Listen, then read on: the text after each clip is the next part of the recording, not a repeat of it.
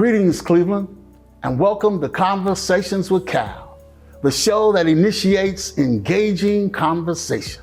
I'm your host, Cal Tony III, and I am thrilled to have with me from the Cleveland Scholastic Chess Open, Mr. Tony Dunlap. Tony, welcome to the show. Thank you, Cal. Thank you for having me. My pleasure. Let's start a conversation. All right. So give us a brief background, a summary of your background, a little bit. Well, my background, I am originally from Louisville, Kentucky. Okay.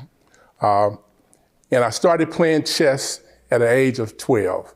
I went to the Boys and Girls Club one day, and I happened to see two gentlemen playing a game I'd never seen before. Pieces looked strange, the moves looked strange, and I stuck around to watch them play. And when it was over, one of them, his name was Bobby Burton, took me aside, showed me how to move the pieces, and told me, that it was a good game. So therefore, I embraced it and went out and tried to play the game. And how did the tournament come about? Oh, the tournament, I have a passion for chess. And I moved here from Chicago 25 years ago. And I picked up the plain dealer, and I saw about 250 Black kids from the Cleveland School District playing chess at the Martin Luther King Library. And I was like, wow, man, that's a whole lot of kids playing chess. And so when I got involved in going to the Scholastic tournaments, I didn't see any Black faces. I only saw one or two young kids, that were Black playing chess. And I kept asking, what happened to those 250 kids I saw in the plain dealer? And I found out that in the Cleveland School District, the kids played chess separately amongst themselves, I think maybe the month of November. But Scholastic Chess goes the whole year. And so I was trying to find a way, to reach those students, and the gentleman that was running the programs in the area said that a lot of those students didn't have the tournament fee to get into the tournaments, didn't have transportation and things like that. So I was riding one night past the Word Church, and I saw all these vans and buses. I said, okay, that's transportation right there. So I went to the fraternity and I gave my proposal, we have to reach these kids. And so the brother said, okay, we will help you. So out of their pockets, the initial brothers donated money to allow some of those kids to get into the tournament for free. I talked to the mayor's office. Her name was Monica Price. She talked to the mayor. So the city had set up that if a young person could get to a rec center, they would bring them over to the tournament and take them back. If they were old enough to ride the bus, they were provided bus passes. So that's how I was trying to reach them. So the tournament initially started out to reach those kids, that are hard to reach, to bring them to the tournament. And that happened in 2012. So the tournament is roughly about 12 years old? Yes, now we just had our 10th anniversary tournament this past Saturday. Okay. Because we didn't have a tournament during COVID. Got you. And the year right after COVID kind of wait. So since then, we came back last year and this year. Now the numbers are down a little bit because we average about 118 kids per tournament. Okay. So, what are some of the special features about the tournament? Well, what I think is the special features about the tournament, and I brag about this all the time. Normally when you go to any chess tournament, the reward is going to be a trophy. Even when you go to a national tournament, and there's two big national tournaments a year. Just before Christmas, normally in Florida, there's K through 12 national championship grade level tournament. And then during the springtime, the elementary, the middle schools and the high schools have their own national tournaments in different parts of the country. But the reward that they're going to get is probably a big trophy, all right? Right. My tournament, because I wanted to attract kids and parents' attentions to chess, because chess ain't that sexy, okay? Right, okay? Right. To attract them, what we have door prizes. You register for the tournament, you get a ticket, we call your name, you might win a flat screen TV, laptop computer, Xbox and things like that. Right. Kids get very excited about that, Right, okay? right. All right. So, but my championship section for the high school, you can get a college scholarship. That's incredible. And I also have a college section, and the college section winner can get a job internship. So the first year we did that, a kid from Case Western Reserve won the tournament. He happened to be African American. He got a job internship with GE Lighting. Wow. The second year, First Energy provided the job internship. And so the college scholarship started out, the first college that trusted me was the University of Akron. I called the gentleman, I gave him my proposal, and even before I could finish my sales pitch about why it was important, he said, I get it, I understand. You know, so he provided a scholarship, then the University of Maryland, Baltimore County, and the Alabama A&M. Alabama A&M did two things. Not only was a scholarship available for the championship winner, there was a scholarship available for the highest finishing female. Whether she won the tournament or not, if she was the highest finishing female, there was dollars for her to use if she wanted to go to Alabama A&M. Now, that part, the scholarship part, is very important to me, okay? And because being a member of Alpha Phi Alpha fraternity. Incorporated, we have a program called Go to High School, Go to College, where we try to encourage kids to go to school, stay in school to further their education. So with this chess program, and so that is to get them prepared to do what they want to do for their career. But with this chess tournament, now we're providing a job. Now there is no other tournament in the United States anyone can say that they provided a job to a young person playing chess. How has the tournament evolved over the years, would you say? Well, what has happened is the word is spreading, okay? So what's happening, so most people that host chess tournaments, tournament directors or whatnot, are organizers, they're really doing it to make money, okay? And I had to have a conversation with a gentleman, said, Alpha Phi Alpha is not trying to make money.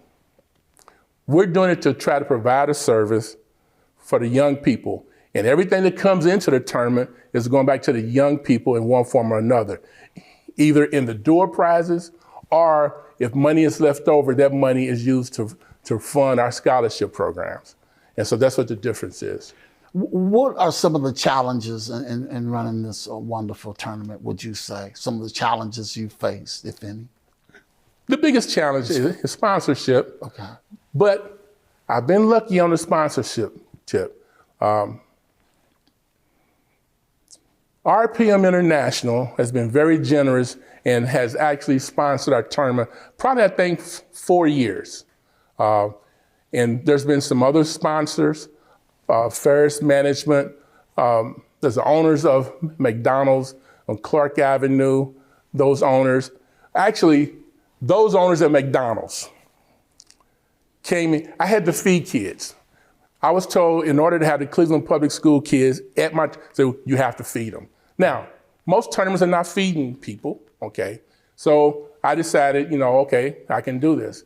And there was a generous owner that said that they could feed them. I said, well, how much is it gonna cost me? Because let me tell you the story first.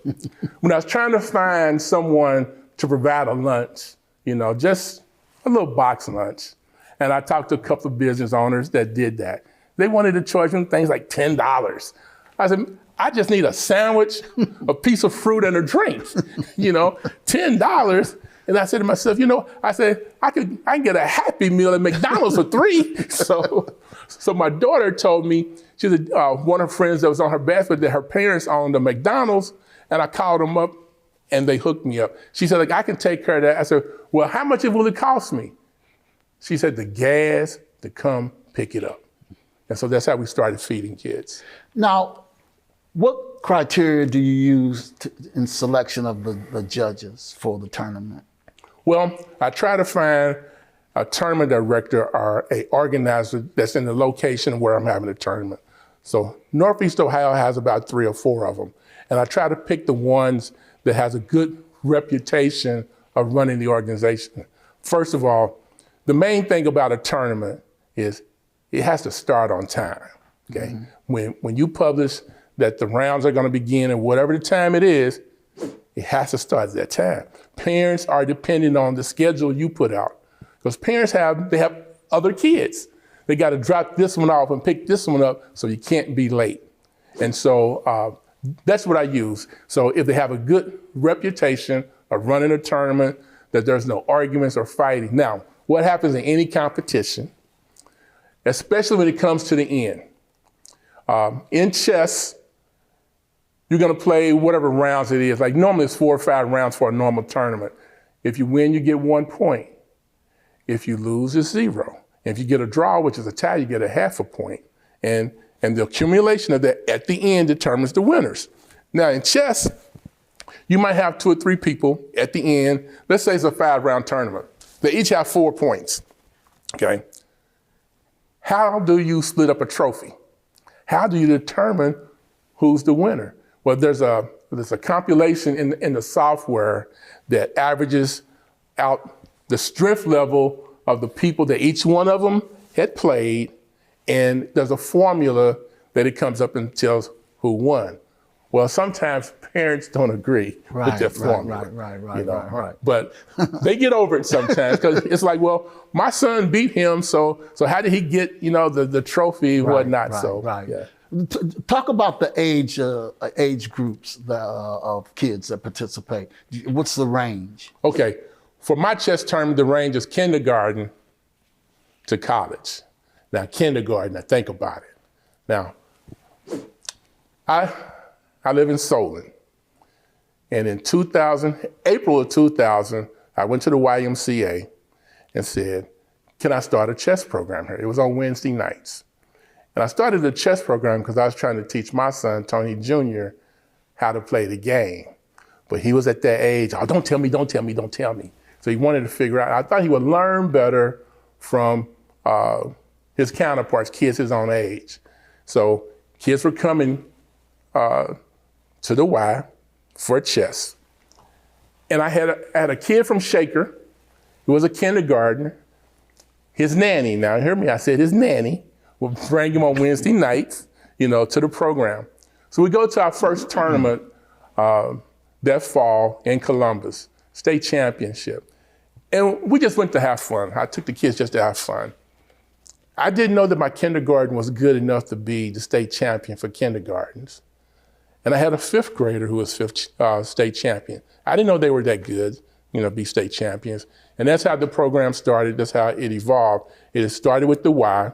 Then I realized that on Wednesday nights, my competition was soccer, sometimes in baseball. And so I had the bright idea to ask the principals, would you like to have a program in your school? And they said yes. Well, since they wasn't paying me, they said yeah. So I started going to the elementary schools at 7 o'clock in the morning to 7:15 to give this chess program. And I would go do that, then I would go to work. And so that's how the whole program and everything evolved.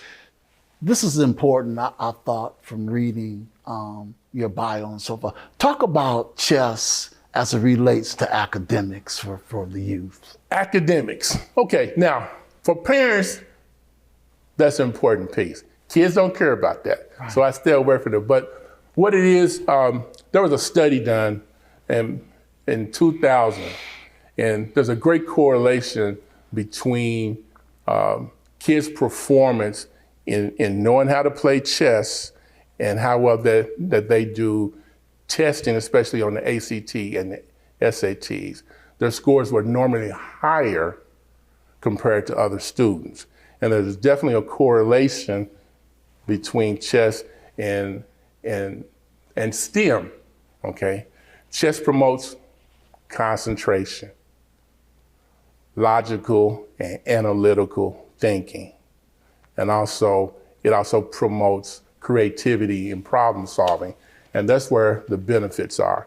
Those are the same skills that a young person or anyone needs to be successful in school and in life, to navigate through the challenges and things that they're gonna face.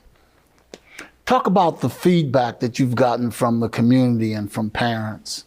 about the tournament and the kids' participation? Okay, well, the tournaments that I host, the feedback is all positive, especially this Saturday as well. Because of the door prizes, they're excited. Not only do we feed the kids, we feed the parents.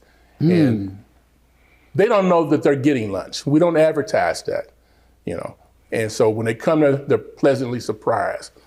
But a lot of parents have told me that their young person did well when they went to college and in life because of chess. Not that they were the best chess players or anything like that, but what you have to do to be competitive in scholastic chess, and I'm going to say scholastic chess, which is different than just the ordinary board game. There's an organization, the United States Chess Federation is the governing body of rated chess events. And so when I say scholastic chess, I'm talking about rated tournaments. There's a lot of elements involved, okay? For one, normally like if you're playing chess and it's your move, can't nobody make you move. You can sit there all day and think if you want to, okay? But in a tournament, you have to have closure in order to get the trophy. People just can't play all day. So there's an element in there that's called a chess clock. It's a timer. So in chess, and especially in the age group of the young people, it's normally game 30. What that means, each player has 30 minutes to make, to move. Now, when it's your turn to move, your clock is ticking, your time is ticking away. Your opponent's time is still, because you're thinking, it's your turn to move. You make your move, you hit your clock, stopping your timer, starting theirs, okay? And the reason why that they have it, if you run out of time before you can actually checkmate a player, you lose the game, okay? So not only do you have to develop a plan and try to figure a way out, how to beat the person across from you, you got to think about your time as well. So you got to incorporate all of that in playing scholastic chess. And that's where the challenge comes in. The other part of that, in a tournament, you have to record your move. It's called chess notation. You're writing down your move and your opponent's move. So that's a record of your game. Wow. And so when the game is over, win, lose, or draw, you have a record of the outcome. So you can take that back and analyze it to see where you may have made a mistake or to see the brilliant move you made, but you have a record. And so those elements in scholastic chess, that makes it challenging. So if we're just playing, if you and I are just playing chess, right? There's no time limit for me, just in the regular, I can Like wait. you don't have a clock? No. So I can sit there for hours. You sit there for hours. You go home, take a nap, come back. Now, the movie The Bodyguard with Whitney Houston and Kevin Costner, I'm not sure if you're familiar with the movie, but in the movie, he's trying to protect her, so he takes her to his father's island for protection. But once he gets there, there's a chess set on the table, and him and his father played, and it's his move. But the last time, it had been years since he had been home, but it's still his move, okay? So nobody, without the chess clock, you can't make anybody move. Okay, all right. Have you ever had an instance where you were playing chess with somebody and it just became ridiculously long for that person to make a move or you make a move? Yes. Now, okay, so let me give you my chess story. Okay. I told you that I went to the boys club. Actually, it was Ormsby Boys Club. Let me give Ormsby Boys Club a pub. All right, so I go to school. I'm in the 7th grade. There's a kid in my class. His name is James Prestigiacomo, okay? James knows how to play. I don't. I'm learning. We play. We play almost every day. James beats me all the time. He's laughing at me, making fun of me. Now, in chess, there's a checkmate called the scholar's mate where you win in 4 moves. James will pull that on me. There's also one called the fool's mate. Now, I really don't like that term, fool's mate. The fool's mate happens in 2 moves, okay? Right. Because technically, nobody should lose the fool's mate in 2 moves, all right? So, but anyway, James was beating, laughing at me. I was determined I was gonna understand this game, and I was determined I was gonna beat James. This went on for 2 years. I get into the 9th grade. So just the start of the 9th grade, on TV, there was a chess program, came at some ungodly hour, like 4 a.m. for 30 minutes. I think it was a Thursday morning. I would get up, watch that program. Went to the library, got a chess book. Okay? 9th grade starts. I beat James. Okay? James never beat me again. Okay? And I share that with my students. Two morals to that story. One, most people give up when they can't conquer something or don't experience a lot of success in the beginning. I didn't. I was determined I was going to understand the game. I was determined I was going to beat James.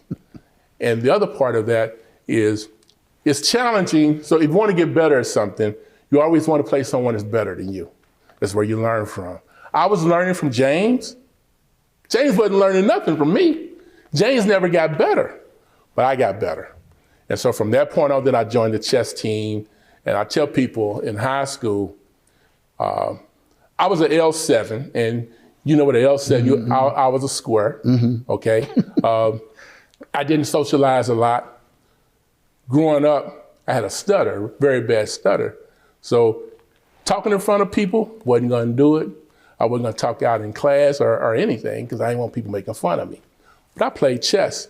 And so being in the chess league on Friday morning, so our chess team played whatever team we played the day before. You know, they either won or lost. Usually we lost. But Tony Dunlap won, and that's how a lot of people knew my name through school, because my name was being announced on the intercom for playing chess. How do you market the tournament? Well, the best way to market, and I'm probably not doing a good job. There's people I'm not reaching. Okay, for instance, this tournament this weekend, I didn't have any Cleveland Public School kids there, and we've been trying to get to the school district, been trying to get the word out that way, but basically now through social media, and the United States Chess Federation has a database. And so it has the addresses of everyone that's played in a rated tournament. So an email blast is sent out. Okay. And also they have a monthly magazine that the tournament is actually listed there. So tournament players look for that magazine to try to find, the local tournaments. Do you have another vision for the tournament? What are your long-term goals for it? Glad you asked that question. All right, so I am trying to get this chess program to be a national program with Alpha Phi Alpha Fraternity Incorporated, okay? And what I mean is, I would like chess to be across the footprint of the fraternity. Fraternity has, the United States is separated into 5 regions. So my goal is to have scholastic chess played in all 5 regions, hopefully simultaneously on the same Saturday, giving out the scholarships and the job internships. My scholarship list right now consists basically of HBCUs. Howard University, Hampton University, Morris Brown, Morgan State, Alabama A&M, Alabama State. And I'm trying to grow that list. If I can grow that list, and hopefully the scholarship dollars get larger. So my vision is the winner can pick and choose what he or she wants. 2nd and 3rd place get a chance to pick as well. And also to grow the list for the college section. Right now, my sponsor for the job internship is Messer Construction, whose headquarters is in Cincinnati. And then it's F360, which is another construction company out of Atlanta. So those are the companies that's offering a scholarship, an internship to the college winner. So my vision is to go across the fraternity's footprint, but then I'm adding a caveat. Right now we're talking chess tournaments, but I think that we need to train and teach our young people. So I'm trying to create Alpha Chess Academies. Just had my first Alpha Chess Academy was in Chicago this summer, and I taught it virtually. So the thought process is for different Alpha chapters to sign on to have these Alpha Chess Academies, and they're all taught the same thing at the same time virtually for 30 minutes, let's say on a Saturday morning, okay? And then after that program is over, the brothers in the room or any individual that's in the room can allow the kids to apply what they just saw and heard, okay? Now, this has to be on a weekly basis, okay? So it's gonna take a commitment of a lot of individuals to give up their time, to do this weekly. Because if it's not done weekly, it's not gonna be a benefit to the young person in the academies. So once we have these Alpha Chess Academies at the different chapters, then we're gonna have a virtual chess league where those different academies play against each other virtually. And of course, if you're working with me, scholarship dollars have to be involved. So that's the vision that I have. I want to put you on the spot. All righty. Talk about the chess tournament and what it embodies as it relates to our fraternity, Alpha Phi Alpha Incorporated. Since we're so involved with it, what do you think that is? First thing that I think about is mentorship, okay? The other thing that I think about, because of the skill sets, training, okay? We have to train our young people. We have to have positive programs, to combat the social economics and things that our young people are running into. We have to provide options, different opportunities to, one, open up their minds for the possibilities. And I'm always talking possibilities, okay? Young people have so many obstacles and opportunities to go wrong. We need to change that, and we need to change it for the positive. So that's where chess is just one program, but there's tons of programs, and there's a lot of other programs that the fraternity is doing. But I think that our job is to try to reach our young people to give them options. And hopefully that'll come back some of the things that they're facing. Before we close, tell me a funny story related to the fraternity. A fun story related to fraternity. Okay, now, my brothers are probably gonna be upset with me, all right? But anytime anybody asks me, because this still is in my crawl. So the chapter president asked me to come up with a program for chess. And I came up with a budget. I presented a budget. He said, Brother Dunlap, can you cut it a little bit? I said, cut it. So I went back, I cut it some, okay. Now, I thought it was a budget, that was pretty reasonable. He said, Brother Dunlap, can you get it lower than that, okay? So I said, how can I deliver this program? So basically, I said, all I need really is a display board, and display board is a board you put on the wall with the pieces. I don't actually need playing sets that I could, do the lessons like on the board. Okay, so that costs $50, right? So I asked for $50 at a fraternity meeting, and they told me no. They said they didn't have it. Man, you talking about seeing, now, Alphas don't like to use this color. Talking about seeing red, man. I was upset. Now, we don't want to talk about red. Man, I was upset. Man, I can't tell you how upset I was. I'm still upset, man. And what, this happened 12 years ago. I was still upset. They told me no. But now, the chapter president, being the man that he is, he had discretionary funds in his budget that he gave me the money to get started, okay? But that's the story I tell people. I said, how you gonna say no to a brother, that asked you for $50? Now chess. Now, I started my own foundation. It's called Why Not Chess? And so I'm working with the fraternity, different chapters to move this chess vision along, okay? Now, and I was thinking about why not. Usually in organizations like our fraternity, the other organizations that I'm involved in, people bring a proposal. For some reason, usually people want to shoot it down for, most people gonna be negative right off the bat. So I said, well, why don't we change this process? So when I was chapter president, I said, why don't we first just say, why not? Why not do it? And so like I looked at that why not, I said, well, let's see, the letter Y and the word not. That's Tony spelled backwards, okay? So my organization is Why Not Chess. That's incredible, man. Yeah. That's incredible. So if someone out there is interested in chess for themselves or for their youth, how can they get in touch with you? Well, you can go to my website, www.whynotchess.org, like you want to get in contact with me. Say that once more time and we'll put it on the board. www.whynotchess.org. Okay. That's how you get in contact with me. Okay. You see my bio, you see my story there. Okay. Incredible. Yeah. Thanks, Brother Dunlap, for hanging out with me, man. Hey, man, it's been a pleasure. Anytime people let me talk about chess, man, like I can talk all day, okay? I have to bring you back. All right, man, no problem. Thanks a lot. Thank you. And thanks to all of you for watching. I'm Cornell Calhoun III for Conversations with Cal and TV 20. And remember, if you don't like what's being said, change the conversation.